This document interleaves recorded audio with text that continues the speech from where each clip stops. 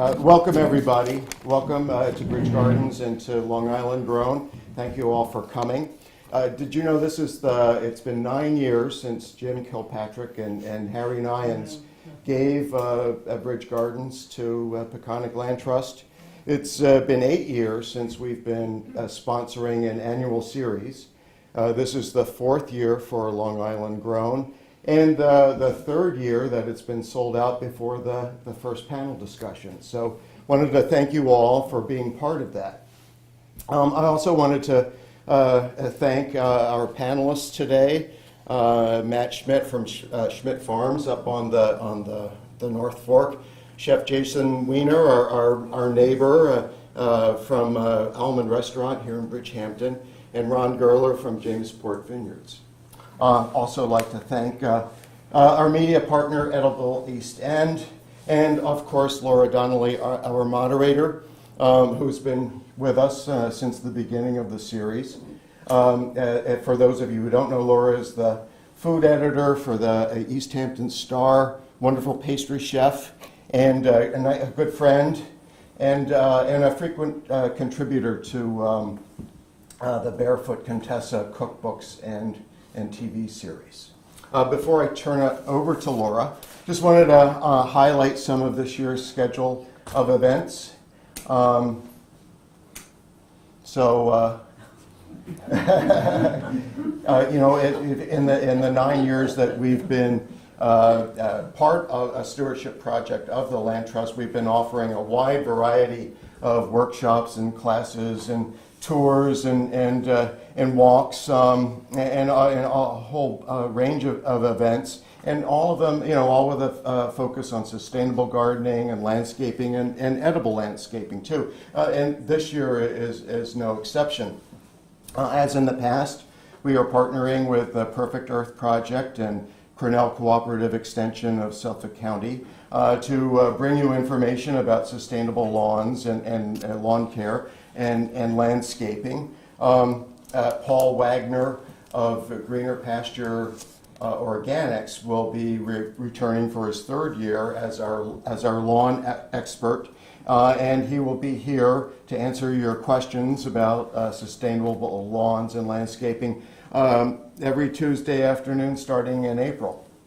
I always look forward to Paul's time here because I can get my own questions answered and I can seek his advice. And I urge you all to do the same and take advantage of his expertise and knowledge. He really is a great guy too. And this year Paul is also offering 2 3-part courses, one on sustainable lawns and one on organic rose care, featuring our rose garden. So I urge you all to attend those. We continue our grand partnership with the Horticultural Alliance of the Hamptons. And our first offering with them is on March 25th, when Jackson Dodds will be here. Jackson Dodds is a local arborist, president of the Long Island Arboriculture Association, and a great teacher. This would be a great way to learn how to prune your own trees and shrubs, or how to have whoever's doing it for you do it right.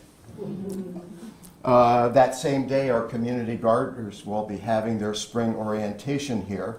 Though it's small in overall scope, the community gardens are large in promise. Last year and this year, we sold out all 20 plots. And we look forward to another bountiful season, this coming one. The community gardeners add life to Bridge Gardens every day, and we're really happy to have them here working the land. If you haven't had a chance to become a member for Bridge Gardens for this season, for the 2017 season, I hope you take the time to do so. In addition to our educational programs, we are also, as usual, having our Fridays at 6 music nights. This year Charles is always at one of them. This year, July 21st and August 18th. We're also planning a 3rd members-only music night in September, so that's another good reason to become a member.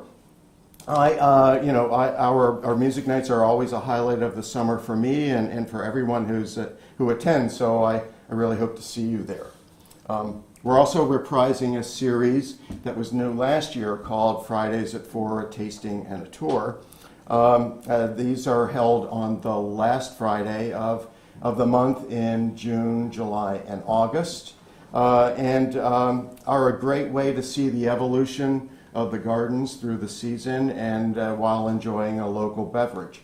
Last year's programs were a great success, and we look forward to bringing you, to introducing you to more local winemakers, brewers, and distillers. So with that, I want to thank you again for coming today on this cold day. And I'm sure I'll be seeing you again for the next panel discussion on Sunday, March 19th. And so with that, I will turn it over to Laura.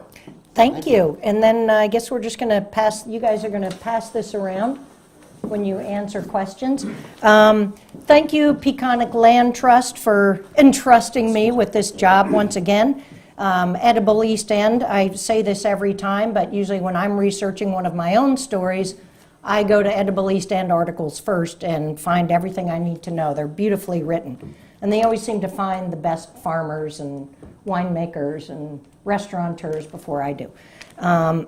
Thank you, all of you, for joining us. Thank all of you. Let's see. Let's begin with Matt. Tell us about your family farm and how you got involved with it. I'm a fourth-generation farmer on Riverhead. It's Phil Schmitt and Sons farm.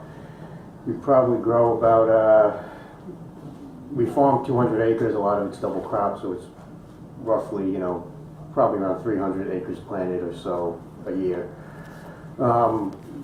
We grow sweet corn, leafy greens, all types of lettuces, kale, color greens. We do root crops, radishes, horseradish, cilantro, dill, basil, parsleys, beets. We do different varieties of squash and pumpkins. We got into some of your pick your own, and we have a retail stand, but we're still probably mainly wholesale. I guess we keep kind of pushing away from that a little bit and cutting back some because it's getting really hard to compete, but we're trying at it. So then we also have Holy Schmidt's horseradish, which I bought here, which I started probably 6 years ago as a side business, but that keeps growing more and doing better. It's a little value added, so it helps. We also do some value added with our other crops too. We do pickled beets, we have a few dressings, pickles, horseradish pickles, a few different things that are at our stand. We also do cut flowers and stuff too. So. Good. Next we have Jason Weiner, who has a distinguished career out here. Only reason I recognize him is because the Amber Waves hat that never comes off his head. You're not going bald under there, are you? I know you're not. You're a handsome fellow. Not the first person to accuse me of having an ulterior motive or something. The truth is, I do have an agreement with Amber Waves Farm that any time that I'm caught on camera, I have to be wearing one of their hats. There you go. There you go. Not really. Actually, well, Amber Waves Farm, obviously, they have a long relationship with Peconic Land Trust, so it all kind of keeping it all in the family. I mean, speaking of Peconic Land Trust, when I need to relax and I need to calm down, I just hum the words Peconic Land Trust to myself internally, and everything is better. Talk about a true treasure to our community. I don't think any of us can really, I mean, we could be here all day just talking about the Peconic Land Trust. So thank you for inviting us here. And also, I mean, Bridge Gardens, I mean, really, I mean, just what an enchanted place this is. And I'm really just so happy and proud to be kind of part of this whole thing today. Thank you. Anyway, me and my partner Eric opened a restaurant called Almond, which was originally located in a broke-down shack next to King Cullen about 15 years ago. And then we moved to the center of town, and we have another couple of restaurants in Manhattan, and really what we do isn't that interesting. We just try to forge relationships with with growers and artisans and get just some great product in our restaurant and just try to keep out of the way of it and let the ingredients do what they need to do and try to screw it up. And from the front of the house perspective, we just try to be nice to people. It's not really that interesting. What these guys do is a lot more interesting than what we do. The interesting thing about it, I guess, is that it's sort of a show every night, and in that way, it's kind of theater, which is a little bit walking that tightrope. But that's pretty much it. Just have a couple of restaurants and serve great food, hopefully. Now, Ron Goerler from Jamesport, is it Vineyards or Winery? Jamesport Vineyards. Jamesport Vineyards. I'm just going to read a quote from you before I let you talk about what you do. Wine is an expression of who works with that wine, who grows the wine. For the end product, you have to, I think, express yourself in many different ways, and that's the beauty of wine for me. Sums it up. So tell us about your family, and you're one of the first ones on the North Fork. Yes, my father, Ron and Anne Marie, came out here in 1981, so it was about 35 years ago, and bought a farm. My mother always drove past this one particular farm and said, "We're going to knock on that door today." And they took a shot, knocked on that door, and the man said, "I'm selling the farm today." It was apples and peaches that were on that farm, and we did not buy that with the intent of farming that, but that's how we got into the farming business. My dad is a plumbing manufacturer. I'm still alive, still a part of the business in the sense that he was the one that saw something that, some people can't see sometimes. He saw what was going to happen to the North Fork and to the South Fork, and that it was going to become this beautiful place. Because I think that's really what the East End is. It is a beautiful place. It's a difficult place to live, both financially and physical sometimes with all the traffic and things that are around us. But they saw something when they came out here, and that was that they wanted to be able to produce something from the land. We come from the island. We came from Oyster Bay, Syosset area, and it's a different place, and it's a beautiful place also. But out here, you're working with the land. You're working with Mother Nature and the elements and the things that are around you. And I think that's the challenges that we as farmers like to do. And as a chef, the challenge is taking something that a farmer grows and expressing it on a plate. And obviously making it taste good. And I think with the wine, it's the same way. Wine has been around for centuries, and I think that's what attracts us to it. Is that it is a part of the DNA of what we do with society. It's something that somebody grows in a different region, and the same grape will grow in a different spot, but yet it'll taste completely different because of the way it was handled and the way it was dealt with in the winery. And so my dad has always been one of those individuals that dives into things that just starts from scratch and goes with it.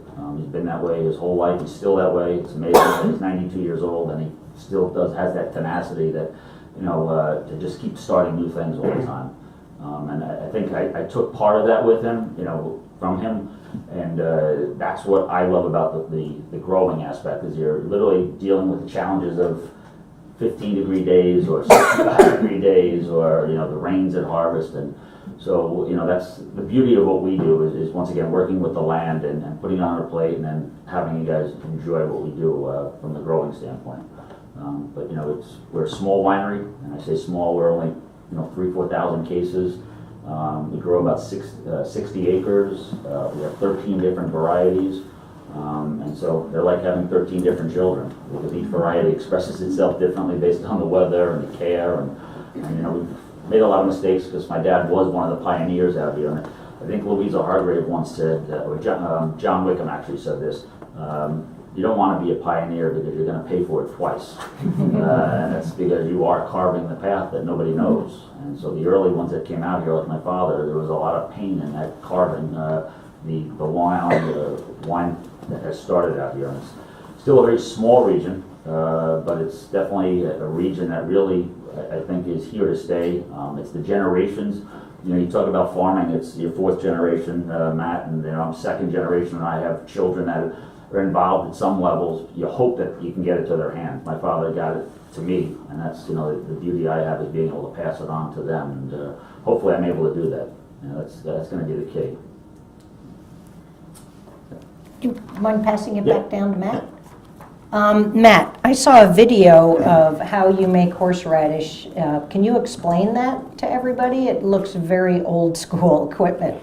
Looks like a meat grinder. Yeah, well, that's, we have, now actually have a more commercial grinder, but yeah, no, we started, we had old meat grinders you turn by hand, actually. My grandfather got some of them for his wedding gift. He got like 4 or 5, and we still use them once. I mean, that's how, when I first started making, that's all I used, and then we still do use them sometimes. And it's tough though, because it's right in your face, and it's you're crying. I mean, it's hot when you eat it. It's a lot worse when you're making it. But no, that's how it all started with those old. I mean, they're probably from. Can you describe the 30s. process right from the? Yeah, it starts. I mean, well, the horseradish, I guess the whole process. Right now we're digging this time of year because for Passover and Easter is when it's the most popular time, and it takes about a year to grow. So usually we plant it in mid-end of April, harvest it now for like the next month. We just started last week and we'll probably harvest it for about a month. And so we harvest it, dig it up, then you got to take it in the barn and clean it. We use all our own seeds, so we've pretty much been doubling acreage every year in horseradish. When it comes out, it's a big root. It's got shoots coming out and side roots all over. There's one main root that's usually the one that you can sell for people who want to make their own or whatever they do with it. It's the number 1 root, I guess you call it. It's a big fat root, and then off that there's a bunch of shoots. So it's a lot of labor, but you got to break each shoot off, and that's how you get your seed. What you plant next year, you plant those. There's also some kind of junk that's on there, really skinny, like root hairs almost, that you kind of dispose of. But so you go through, you clean it all, then we do wholesale roots and retail them, and then we keep a lot for our own. We do our own processing. From there, with the processing, we take it, wash it, we hand peel all the horseradish. It's not, most places it's just washed and grinded. We hand peel all of it, which really makes it a little whiter and better product, I think. And then we grind it from there, and then basically just you add vinegar, a little sugar, a little salt, and jar it up, or jar it, or we sell some gallons and stuff too. And that's pretty much how that goes. But Has anybody here ever made their own homemade horseradish? Would you put it in a food processor if you were making your own? a lot of people, I don't have a food processor, but that's what most people do. Yeah, I mean.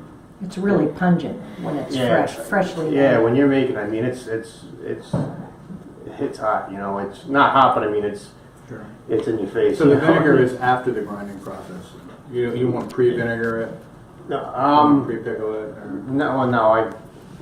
I have pots basically that I put the vinegar in how much I know I need in there, and then I just grind it right into the vinegar, so it comes out of the grinder right to the vinegar. But some people, I'm not to say that's how I do it. There are people who say don't put it in the vinegar right away. But this is my grandfather's recipes, and that's how we keep making it from how he made it. That's actually how I got started. We used to make it every year this time and give it away to people.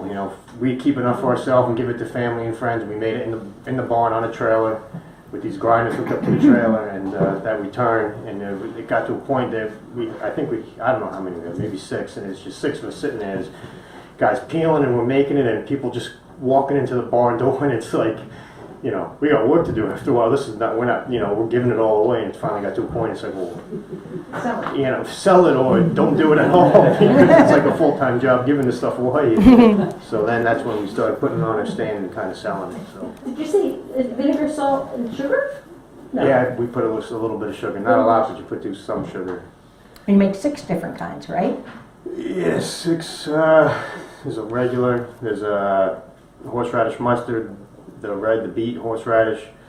I have one that we have hot peppers that we add. Cranberry and all season. beets, cranberries. I'm embarrassed that this is the first time hearing of this. Barbecue and cocktail sauce. I know, I want to try the barbecue. You guys should make a Bloody Mary mix. I know, that's something we have I'm sure to people keep. tell you that. Yeah, we get that a lot. But We should do this together. I jar about 500 pounds of pipe tomatoes every September. We'll do a little Almond, Schmitt, Bloody Mary mix. I'll get to the, okay, I'm on it. Witnesses to your fruit. Can I be an investor? I'll be an We're investor. not gonna have time, we're gonna be so rich, we're gonna have time for this time next year. Taking over. Let's do it, dude. You can pass that to Jason. Now, Jason, you didn't brag enough on yourself, so I'll do it for you. Jason has cooked at the James Beard House, I believe, 5 times. You also do, which is a great thing, Meatless Mondays, which some restaurants participate in. Good for the earth, good for the people. He also was one of the chefs who started the Montauk Fish Burger Project, which I don't know if you all know about that, but trying to get healthier food into the public schools out here. The Bridgehampton School was the first in the country to do this. As soon as they did it, all the other public schools in the country were like, ooh, we want to be a part of that. They got Eric Repair to help develop the recipe, Dan Barber of Blue Hill to help develop the bun, which Carissa Wechter of Carissa's Breads makes for you. So Sean Barrett of Dr. Dish, who was also on one of our panels a couple years ago, now he's a rock star like you. And you serve the Montauk Fish Burger at your restaurant. We do, yeah. We do it on a seasonal basis, and right now the local guys aren't going out, so it's not on the menu now. But yeah, and just a quick, I don't want to forget to shout out the Bridgehampton School. They're actually growing arugula for us now. The high school kids are growing arugula in their greenhouse, and we're selling. So we're on our menu. We have Bridgehampton School arugula, which is that's super great. cool. Yeah. I know the menu there. It's not obnoxious like this is from this farm. It's just like, oh, Mary Lee's potatoes and AWF. I'm or, obnoxious. Unless everyone understands what's going on here. That's funny. I know I'm not supposed to curse, but I'm going to try not to. But your partner, Eric Lemonides, who's always been the maitre d' and a business partner with you since 2001. That's right. We've actually known each other since. Well, I'm a year older than him, so we've known each other since I was 6 and he was 5. Right. I'm sorry, is that right? Yes, that's Yes. right. Yeah, that's right. I remember you. So we're thick as thieves. We're very close. So I'm hoping pretty much everybody in this room has been to Almond Restaurant, but if you go there and you meet Eric, I think he's kind of a combination between a Labrador puppy and a therapy dog. He's kind of like, he just wants you to love him and he wants you to be happy. He's definitely that hairy. Eric is a great, whatever, the thing that we have, me and him, the yin and yang or whatever it is, seems to work out.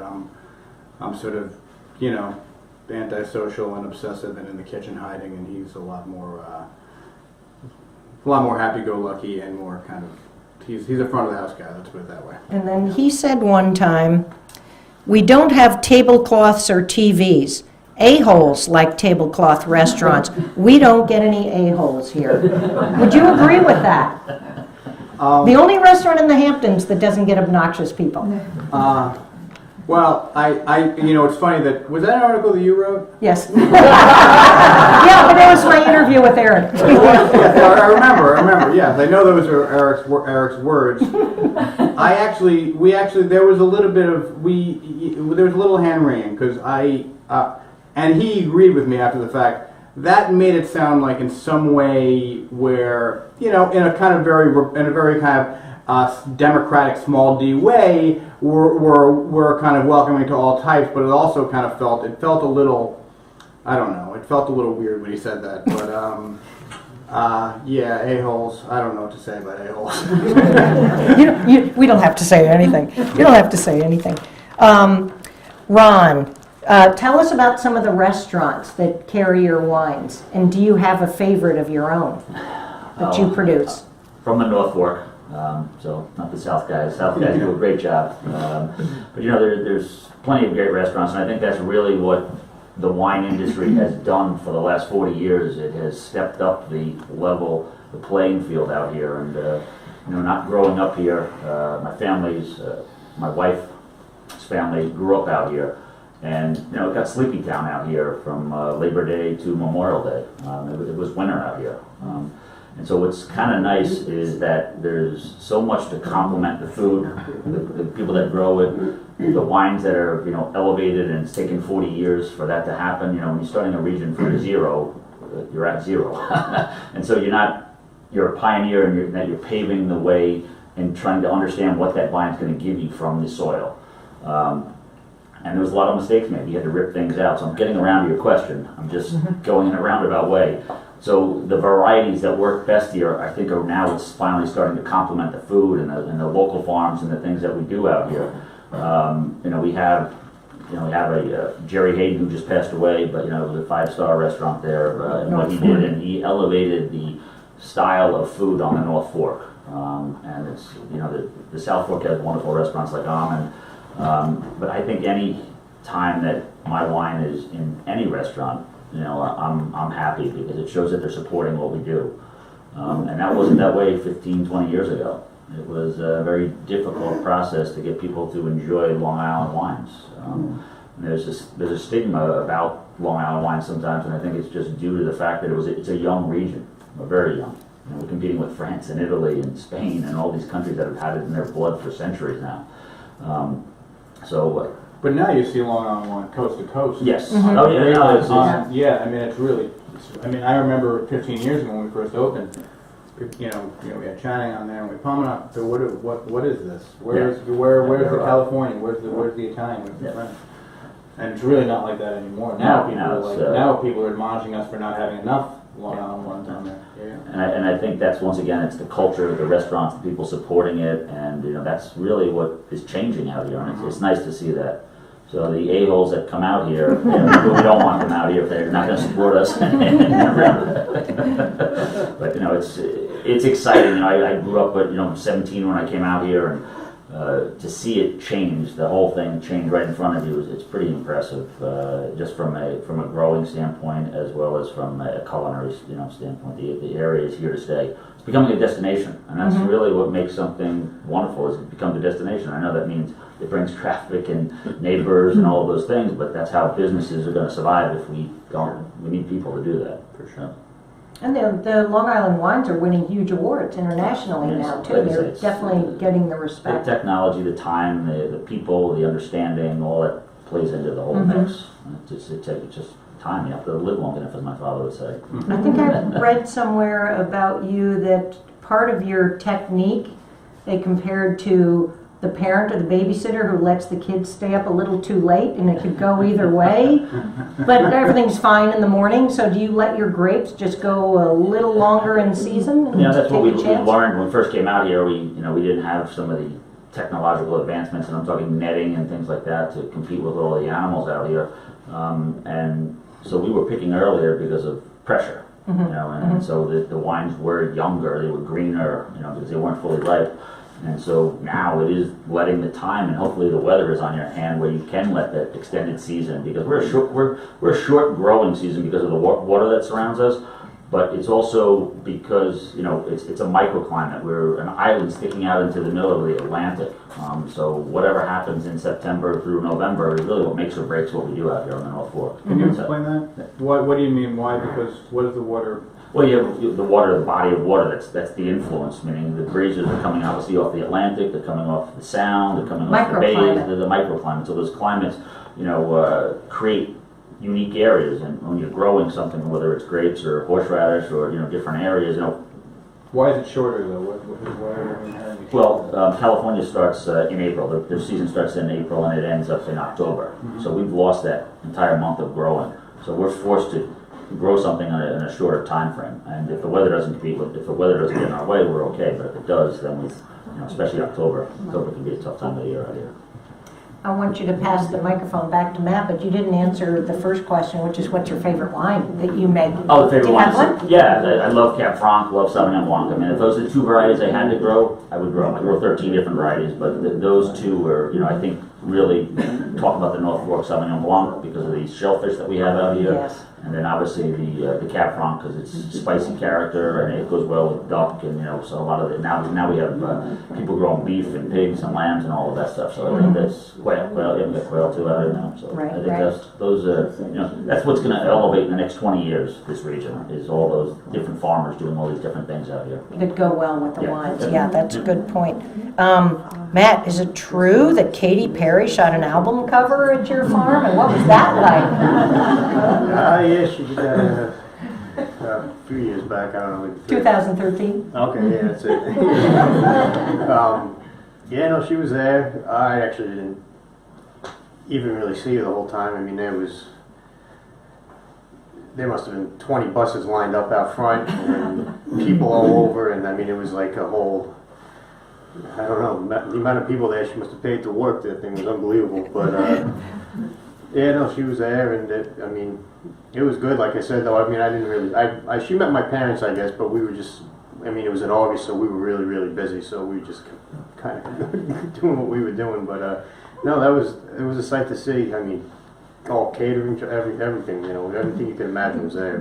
So it was something to see. I got there first thing in the morning, and then they were there till through the night shooting. They had lights set up and everything, so it was pretty good. But I saw the picture. It's beautiful. yeah, no, it's hanging up in Field our of farm sunflowers or stand. something. So do you have, I saw on the website for your farm that you have a lot of really nice looking recipes like beet risotto and then a roasted cauliflower with pasta and lemon. Do you have a favorite thing that you like to make, like either with your horseradishes? Do you have a favorite recipe or a dish? I'm not exactly much of a cook, but But you have to eat. yeah, no, I eat them. My mother makes them, and my wife, and a couple of other people who help out with the stand. They all come up with different things. I mean, it depends, you know. There's different times of year, different things are ready, things are ripe, and it's always something new, you know. And she does a lot in the fall. I guess she does a lot of. She has like a taste of fall. They come up with like a different recipe kind of every week with what you could pair what's in season with, you know, just different things that maybe you wouldn't think of making or haven't had, and so. But no, it does pretty good. So. But. Do you mind passing it over? Okay, Jason, I did not know this before, but you went to Vanderbilt and studied engineering and mathematics? Well,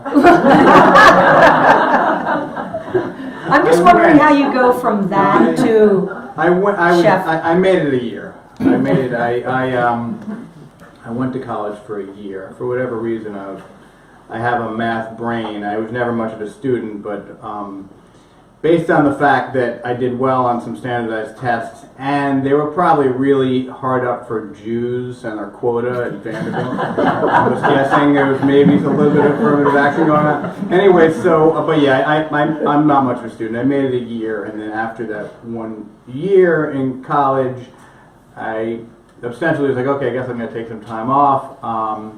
And I was 19 years old, and I didn't really know what I was doing. But I faked a resume and somehow got a job at Regine's on Park Avenue, old school. literally with zero experience. It turned out later that their whole kitchen was on strike, and that's why. And there was hard out there. This is totally true. And within a week of being there, I was literally on the line in this old school high-end French place. It was me and a couple other like randoms that they got off the street, I guess, who maybe had a little bit of experience, who actually had a real resume. And again, this is the early 80s, three like majorly coked up French chefs. It was great, but you know, the thing is, I made it a year there, and I learned all the basics, all the mother sauces, and your hollandaise and your beurre blanc and all the basic stuff, and it was great. And then anyway, from then on, I was like, okay, this is not taking a year off. This is what I'm doing, and yeah, that's what I did. How old were you? If you were just I was 19. I was 19. Yeah, it was one year of college where, anyway, yeah, and then into that, yeah. So, yeah, School of Hard Knocks.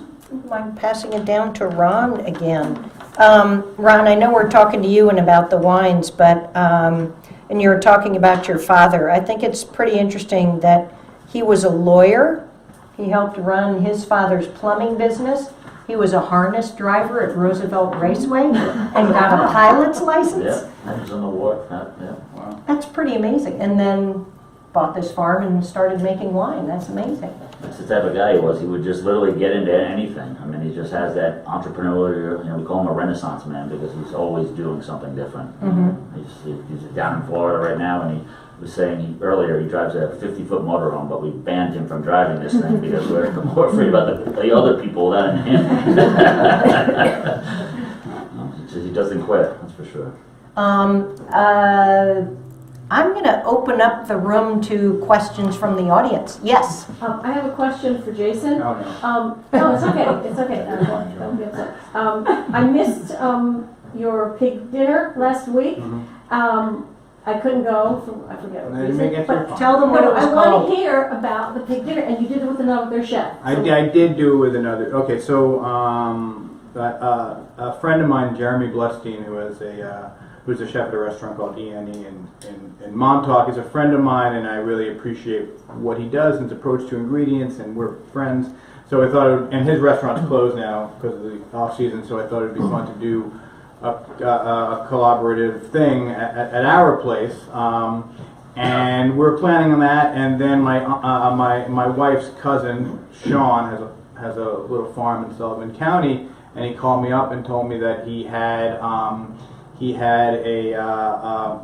Vietnamese potbelly Tamworth cross that weighed about 300 pounds that they had been feeding their breakfast leftovers for the past year and a half, and it was getting too big, and she was eating more than just leftovers, and she's like, he was going to put him down. He was going to put her down, but didn't have a place for her. I was like, perfect, I'm doing this dinner, so he and it just worked out that so he took it to the slaughterhouse, brought it right down to us, and then our friends at Montauk Brewery heard we were doing this, like, oh, we'll just do the beer. So, and then it became a thing. So yeah, this past Wednesday we did.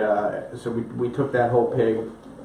Ended up the hang weight ended up being about 240, and we did 5 or 6 courses, and we used the head to make head cheese, and we used the flank meat to do pozole, which is a Central American thing where you take dent corn, which by the way is available. I was talking to Marilee Foster, some of you may know her, but anyway, she was telling me that dent corn, maybe, as far as she knows, hasn't been available on the east end of Long Island in maybe 30 years. Now this is dry. This is not regular sweet corn that we eat in the season here. This is corn that's grown specifically to be dried and milled. But you can also do something called nix tamal with it, which is it's a centuries old ancient tradition where you take dried corn and they would add limestone to it, but now we actually get calcium oxide and add to water, which makes calcium hydroxide, not to get too far in the weeds. But anyway, it has an alkaline base to it, and what that does is it kind of opens up the dry corn and lets off that outer shell, and you can make this just amazing stew with it. We actually, us white people call it hominy,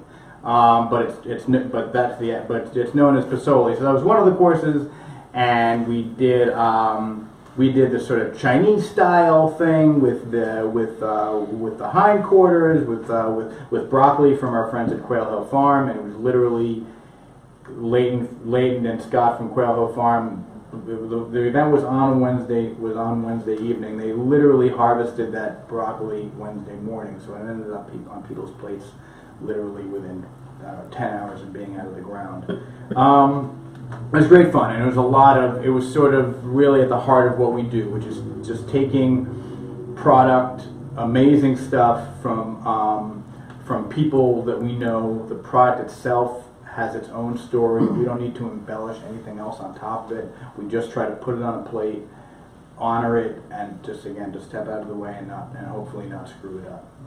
So that's kind of what that was about. Long-winded answer, but kind of, yeah. Anyway. Questions?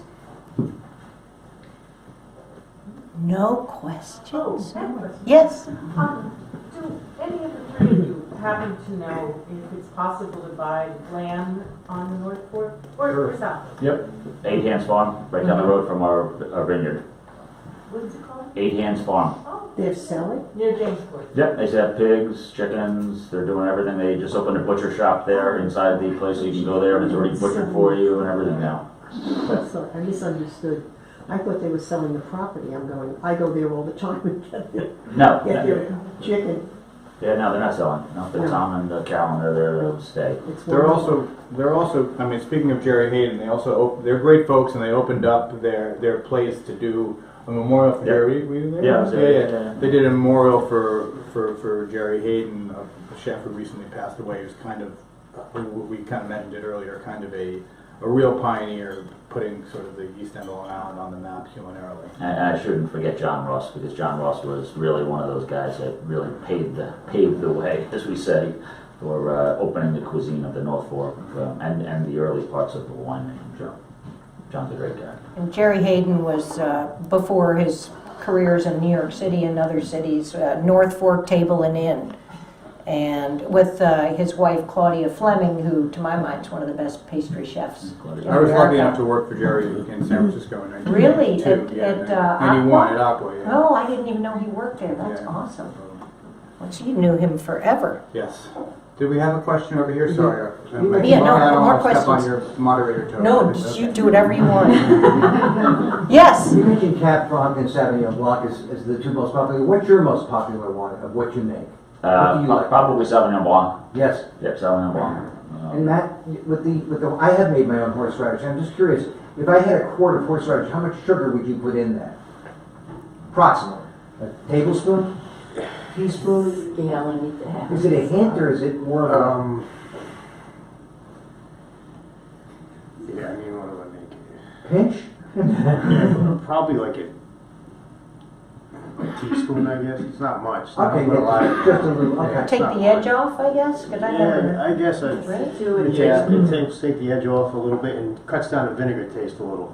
That's more kind of what it does. But And just use white vinegar? yeah, you know, still white vinegar.